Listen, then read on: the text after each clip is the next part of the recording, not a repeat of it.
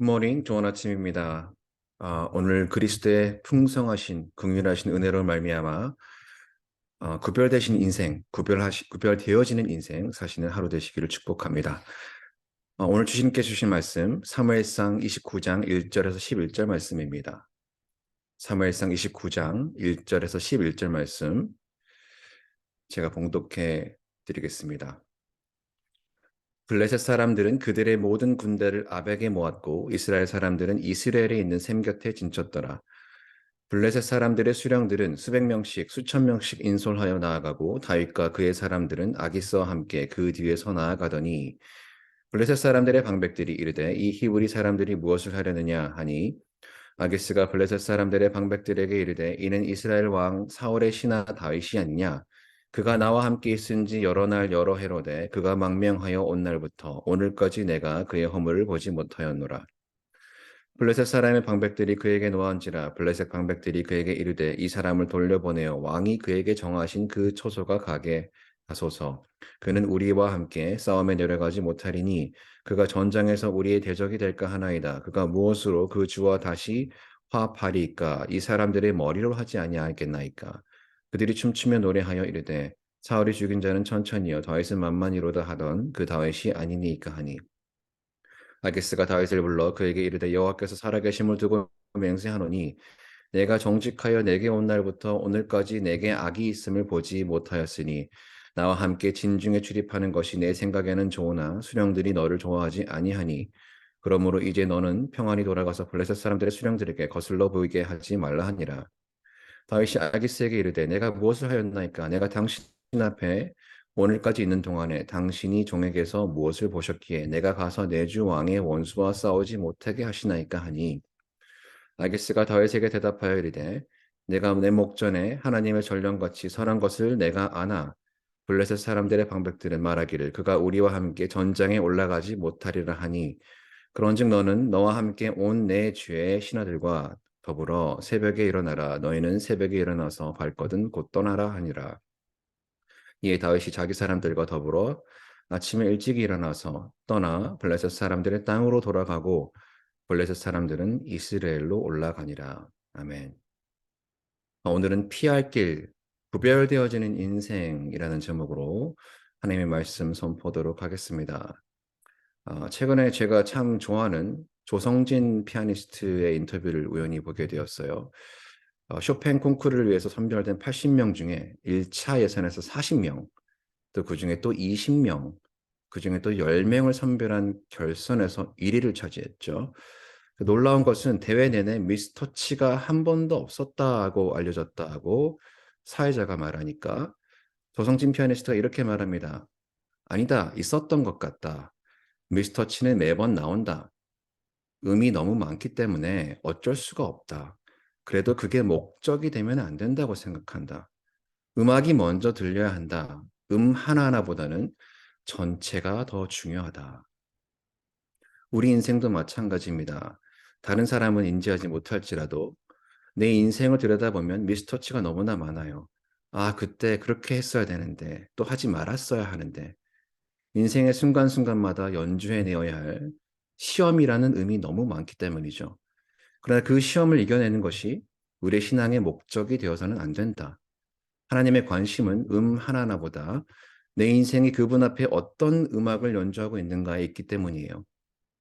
다시 말하면 하나님의 관심은 시험과 역경을 통과함으로 내 인생 전체에 펼쳐질 큰 그림, 곧 하나님의 나라에 있다는 것이죠. 나는 지금 코앞에 닥친 이 시험을 어떻게 해서든 극복하는 것이 목적이지만 하나님의 목적은 내 인생의 모든 미스터치를 합력하여서 선으로 바꾸시는 것입니다. 어떻게 그것이 가능할까요? 내 뜻대로 내 의지대로 구별하는 인생이 아니라 하나님의 뜻대로 구별되어지는 인생을 살아야 합니다. 자, 다윗의 인생의 미스터치는 사무엘상 27장 1절에서 시작하죠. 사무엘상 27장 1절이 이렇게 시작합니다. 다윗이 그 마음에 생각하기를 내가 후일에는 사울의 손에 붙잡히리니 블레셋 사람들의 땅으로 피하여 들어가는 것이 좋으리로다. 하나님께 묻지도 않고 자기 스스로를 구별하고 있어요. 블레셋으로 내려가기를 선택합니다. 마치 아브라함이 약속의 땅에 기근이 들자 자기 스스로 구별하여 애굽으로 내려간 것과 동일한 상황입니다.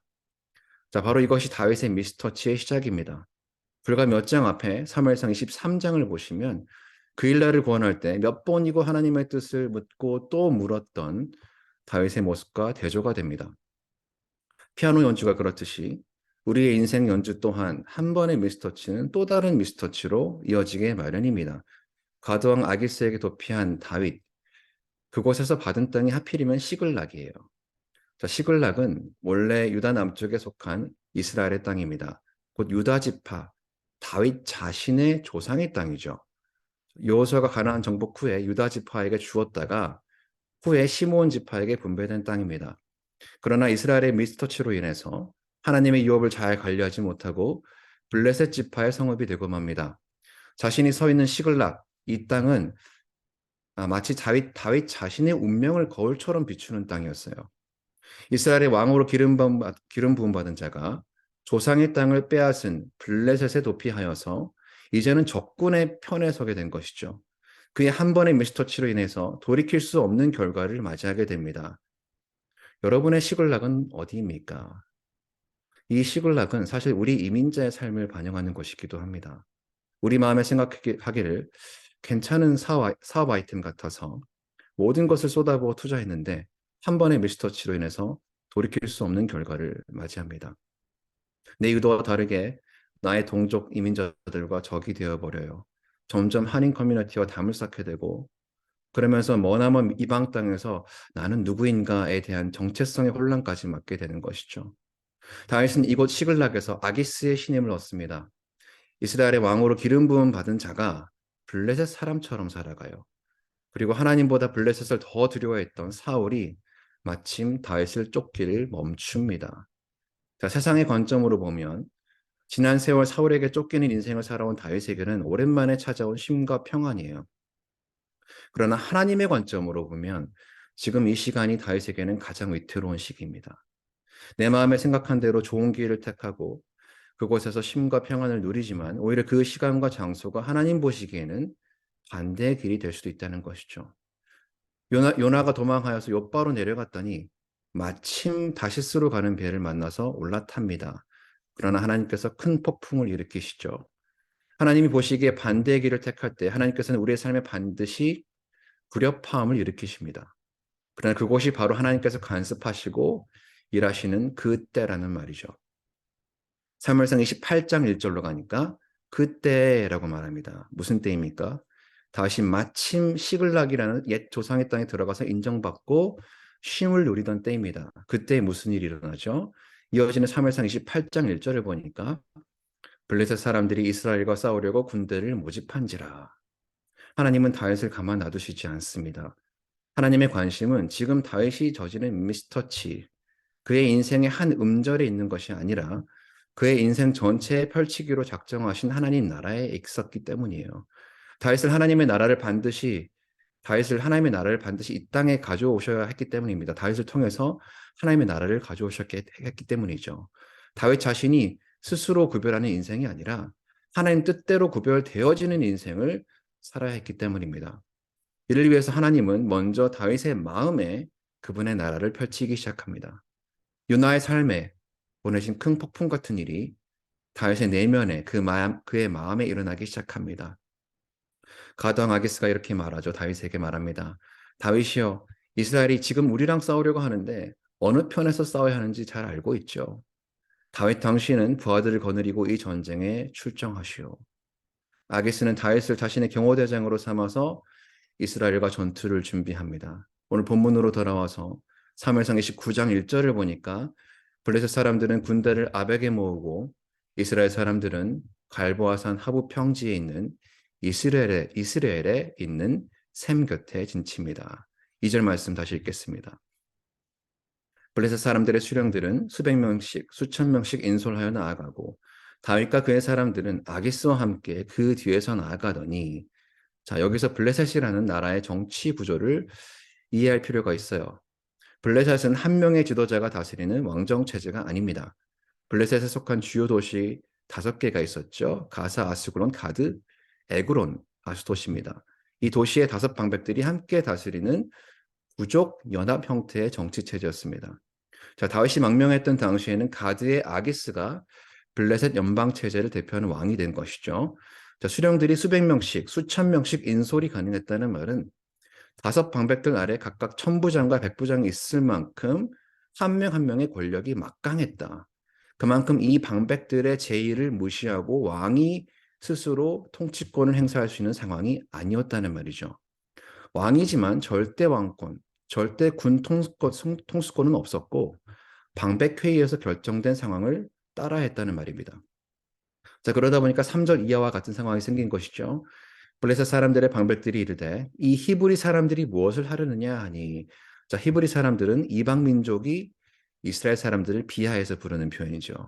아기스가 다윗과 일행을 굳이 자신의 후군으로 데려온 것이 몹시 못마땅한 마음을 표현한 것입니다. 그러자 아기스가 변명을 하죠. 이스라엘 왕 사울의 신하 다윗이 아니냐고 말해요. 나는 머리를 쓴 것입니다. 당시 이스라엘뿐만 아니라 이방 민족, 심지어 블레셋 사람들까지도 다윗이 사울의 원수 관계가 된다는 사실을 알고 있었습니다. 오늘로 말하면 당시 매우 유명한 해외 토픽이었던 것이죠. 아기스는 자신의 이 말이 다른 방백들에게 설득력 있게 다가갈 것이라고 생각한 것이죠.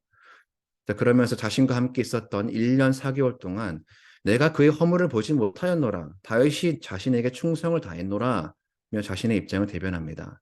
자, 다윗을 주둔하는 아기스에게 방백들이 반발합니다. 4절 말씀이에요. 블레셋 사람의 방백들이 그에게 노한지라 그에게 이르되 이 사람을 돌려보내 왕이 그에게 정하신 그 초소로 가게 하소서. 그는 우리와 함께 싸움에 내려가지 못하리니 그가 전장에서 우리의 대적이 될까 하나이다. 자, 다윗이 반드시 배반하고 사울의 편에 서서 블레셋을 역공격할 것이다 라는 말이죠. 방백들의 말이 설득력 없지 않습니다. 자, 앞서 사무엘상 14장 21절을 보시면 실제로 블레셋 방백들이 믹마스에서 이스라엘과 전투할 때에 블레셋에게 투항했던 이스라엘 사람들이 돌이켜서 블레셋을 대항하여 싸웠던 사건이 있었습니다. 자, 이번에도 분명 똑같이 뒷북칠 것이다. 이것이 히브리인들의 기질이다라고 주장하는 것이죠. 이어서 방백들이 말합니다. 그가 무엇으로 그 주와 다시 화합하리까? 이 사람들의 머리로 하지 아니하겠나이까? 자, 이 모든 것은 다윗이 그의 주 사울과 화합하기 위해서, 자, 히브리 원문의 뜻에 따르면 사울을 즐겁게 하기 위해서 블레셋 병사들의 머리를 그에게 예물로 바치기 위한 계략이다. 자, 그러면서 5절에 또 유명한 노래가 흐릅니다.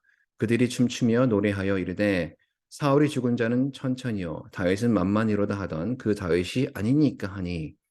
자, 사무엘상 21장에도 오늘과 같이 다윗이 아기스 왕 앞에 섰을 때 신하들이 같은 노래를 부르면서 이 다윗이 그 다윗이 아니니까 라며 꼰질렀죠.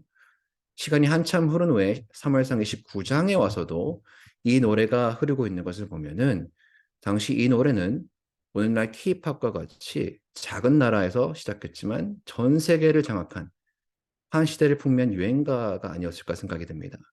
자, 여기서 잠깐 멈추고 바로 이 순간에 다윗의 관점으로 상황을 보기 원합니다. 다윗의 관점으로 아기스와 방백들의 대화를 듣고 있자니 다윗의 입장에서는 상당히 머리가 복잡해져요. 블레셋에 망명하여서 블레셋에 빼앗긴 민족의 땅 시글락에 있다가 자신의 민족과 대치하여 싸우게 된 마당에 블레셋 방백들 안에서 먼저 싸움이 일어나고 있어요. 어디에 줄을 서야 할지 누구 편을 들어줘야 할지 매우 난감한 상황입니다. 아기스의 편에 서서 이스라엘을 대적하자니 어쨌든 나중에 그들의 왕이 되어야 할 텐데 후에 진짜 왕위에 올랐을 때 오늘 자신의 행동이 이스라엘 가운데 평생의 오점으로 남을 것이고, 그렇다고 방백들의 편에 서서 아기스를 대적하자니 자신이 지금까지 충성해 온 것이 거짓이라는 게 탄로가 나서 자신과 그의 일행이 즉결 처형당할 수도 있는 상황이죠. 자, 그야말로 이러지도 저러지도 못하는 진퇴양난의 상황에 빠진 것입니다. 자, 이때 예상치 못한 변수가 발생하죠. 아기스가 다윗을 조용히 부릅니다. 그리고 이렇게 말해요. 6절 7절 말씀입니다. 여호와께서 살아계심을 두고 맹세하노니 내가 정직하여 내게 온 날부터 오늘까지 내게 악이 있음을 보지 못하였으니 나와 함께 진중에 출입하는 것이 내 생각에는 좋으나 수령들이 너를 좋아하지 아니하니 그러므로 이제 너는 평안히 돌아가서 블레셋 사람들의 수령들에게 거슬러 보이게 하지 말라 하니라. 자, 왕이지만 자의대로 통치권을 행사할 수 없는 아기스가 어쩔 수 없이 다윗을 회군시키는 선택을 했던 것이죠. 자, 여러분 생각해 보십시오. 다윗을 100% 신뢰하고 함께 이스라엘을 대적하여서 싸우기 원했던 아기스가 자신의 방백들과의 싸움으로 인해서 어쩔 수 없이 다윗을 보내고 다윗이 회군하게 된 것이 과연 인간의 뜻과 생각과 의지로 일어난 일이겠느냐 말이죠. 이 순간 다윗의 마음에 든 생각이 무엇일까요? 어라, 내가 예상했던 상황이 이게 아닌데 일이 이렇게 풀릴 수도 있나? 자, 이어서 다윗이 기지를 발휘하죠. 8절 말씀입니다. 다윗이 아기스에게 이르되 내가 무엇을 하였나이까? 내가 당신 앞에 오늘까지 있는 동안에 당신이 종에게서 무엇을 보셨기에 내가 가서 내 주 왕의 원수와 싸우지 못하게 하시나이까 하니, 자, 내 주 왕의 원수라는 말이 참 재밌습니다. 이 원수가 누구냐에 따라서 정반대 의미를 가져요. 내 주 왕이 아기스면 당연히 아기스가 해석하는 대로 그의 원수 이스라엘이 되겠지만, 반대로 내 주 왕이 사울, 아니 더 나아가서 여호와 하나님이면 아기스의 원수는 아기스 자신이 되는 것이죠. 자, 신학자들은 이를 두고 명예스럽지 못한 테크닉, 일종의 월드플레이다라고 말합니다. 경상도 말에 가가와 같은 테크닉이죠. 해석하기에 따라서 뜻이 달라짐으로 인해서 상대를 속이는 기술입니다. 아기스는 다윗의 이런 교묘한 테크닉으로 인해서 내주왕을 자신에 대한 명칭으로 받아들여요. 동시에 다윗은 이 말을 함으로써 블레셋 방백들의 의심으로부터 자신을 보호함과 동시에 또한 아기스가 한 말의 진실성을 시험해 보고 싶었던 것입니다. 그러자 9절에 아기스가 이렇게 답합니다. 아기스가 다윗에게 대답하여 이르되 내가 내 목전에 하나님의 전령같이 현한 것을 내가 아나 블레셋 사람들의 방백들은 말하기를 그가 우리와 함께 전장에 올라가지 못하리라 하니, 자, 아기스의 진실성이 확인되는 부분이죠. 자, 이어지는 10절 11절에 아기스가 다윗에게 그의 일행과 함께 새벽에 일어나 시글락으로 다시 돌아가라고 명하고 블레셋 사람들만 이스라엘과 전쟁에 참여하기 위해서 이스라엘로 올라갑니다. 자, 이것이 오늘 사무엘상 29장 전체 내용이에요. 자, 하지만 성경이 진짜 말하고자 하는 바는 이런 단편적인 내용이 아닙니다. 오늘 본문에서 카메라 앵글을 조금 더 당겨서 줌아웃해서 크게 보면 결국 오늘 다윗이 참전하지 못하게 된 블레셋과의 전쟁, 발보아 전투에서 사울과 요나단을 비롯한 그의 세 아들이 다 죽게 되죠. 자, 다윗이 이 전쟁에 참여하였다면 결국 다윗은 사울을 자신의 손으로 죽이는 결과를 가져옵니다.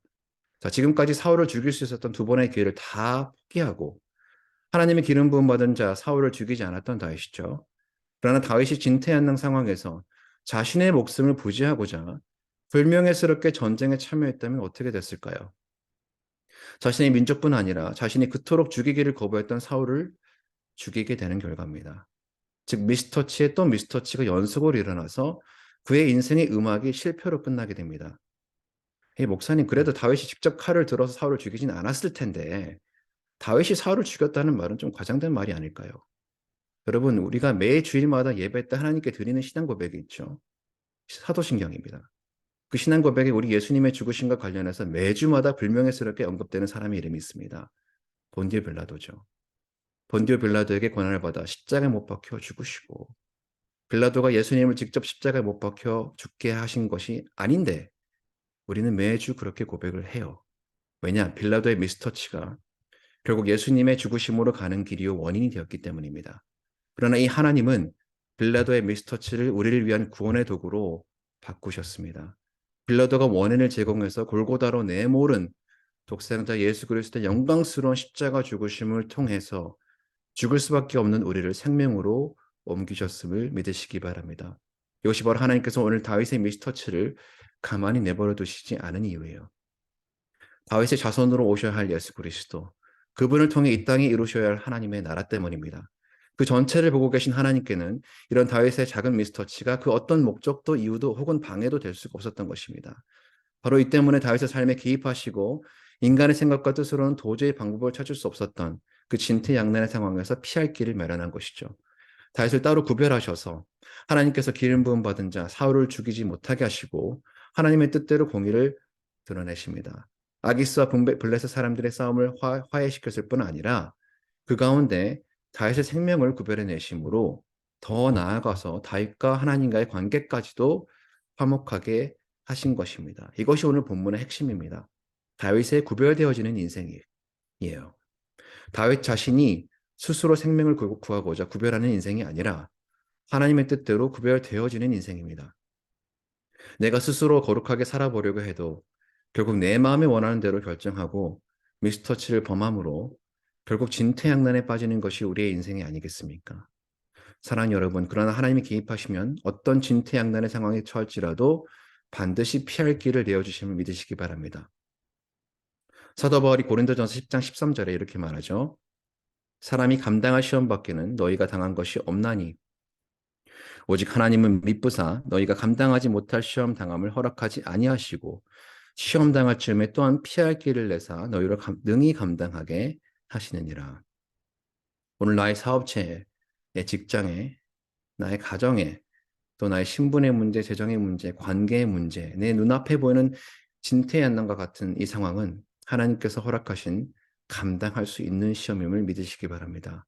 하나님께서 허락하신 이 시험은요, 절대로 우리가 감당치 못할 시험이 아닙니다. 하지만 여러분, 오늘 잊지 말아야 할 것은 내 눈앞에 있는 이 시험이 내 인생의 목적이 되어서는 안 된다는 것이죠. 하나님의 관심은 내 인생 전체에 이루신 하나님의 나라에 있습니다.